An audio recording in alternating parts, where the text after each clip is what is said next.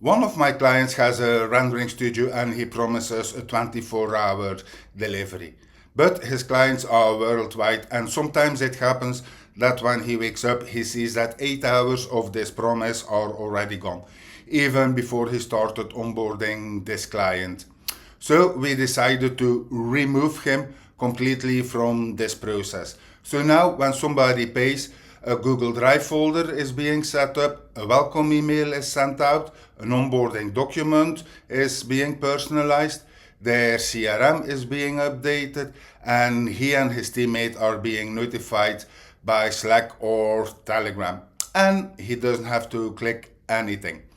In this video, I will show you the entire workflow that runs this entire onboarding automatically.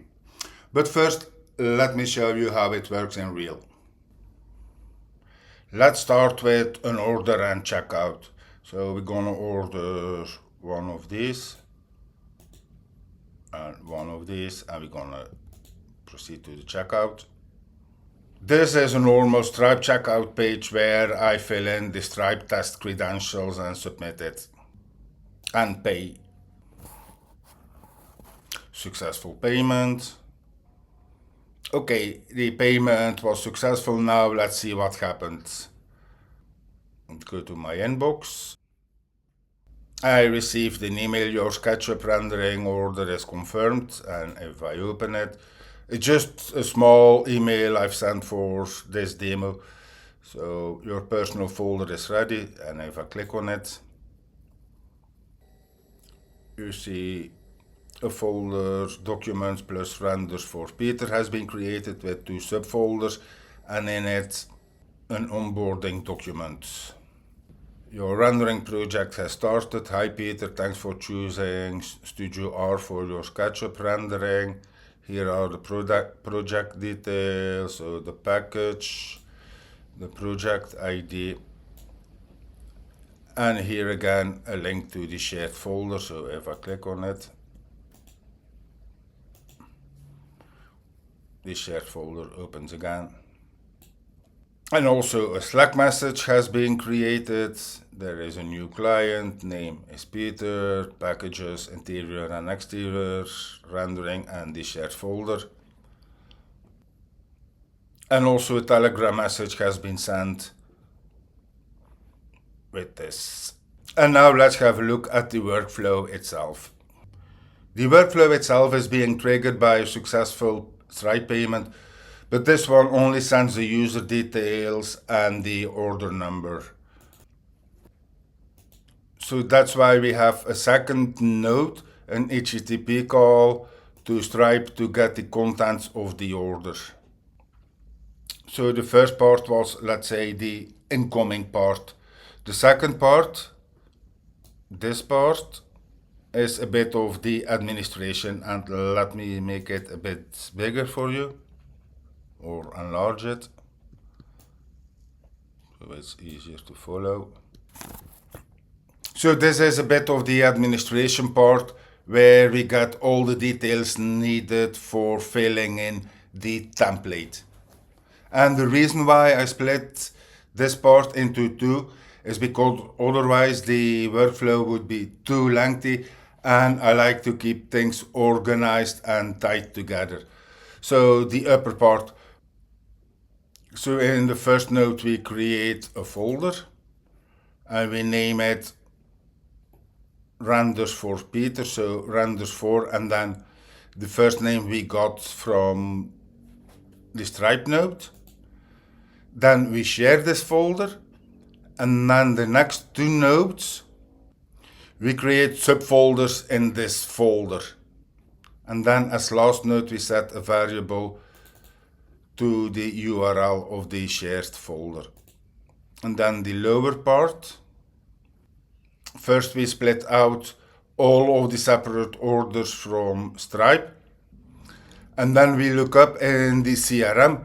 In this case I used Google Sheets for this demo, but you can use Notion or you can use whatever CRM you want. So it matches the product ID to the right product name. and then we put them together in one usable list. And this is just a very basic LLM call to make all the products a simple line. The output is interior and exterior rendering. So it combines all the inputs, so all the orders or all the product names into one single line. And then we merge both of the inputs together and aggregate it so it's easier to work with. First, we make a copy of the template we're going to use for the onboarding document. So the original document is called Onboarding, and it is this template that we're going to use. So these are the placeholders. This is a placeholder. This is a placeholder. And also this one, the link under shared drive, is also a placeholder that we're gonna replace with the URL to the correct folder.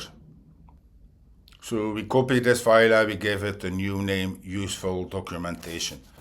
Then the next step is we update this document. So we replace all the placeholders with the corresponding variables.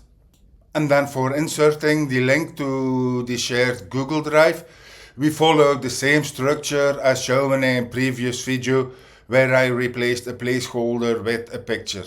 So the first node, it searches the start index of the placeholder. So for this, it takes the whole document.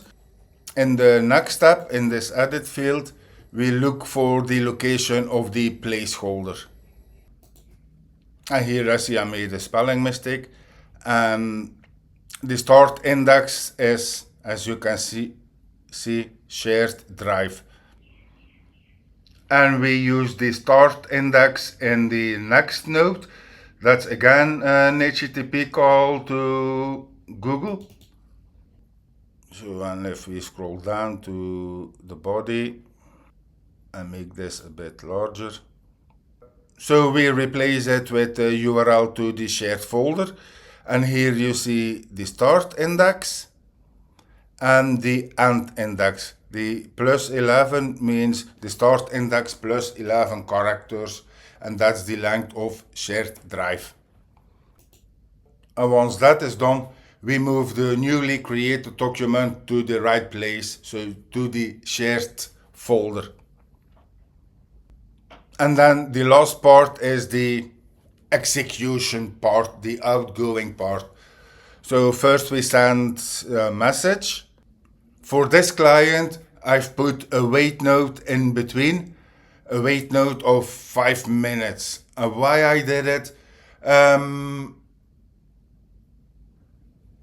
Let's say if the client pays and a few seconds later he already receives a mail, then he will say, oh, this is fully automated. But if you wait 5 minutes or 6 minutes or 7 minutes, then it looks more human, and then that client will think, probably he did write it himself. So that's why here I put a wait note for the client. So this is very common. The two we got from the Stripe input. We give it a subject name. The email type I've put as HTML. Why? It's easier to insert links. Because as normal text, you cannot send a link. When you do it at HTML, you can insert the link over here. The next one is sending the Slack message. That's a bit the same. Here you type in your message and combine it with all the variables you found before. Same for sending a Telegram message. And then the next step is updating their CRM. And in this case, it is Google Sheets, but it can be Notion, it can be ClickUp, it can be HubSpot.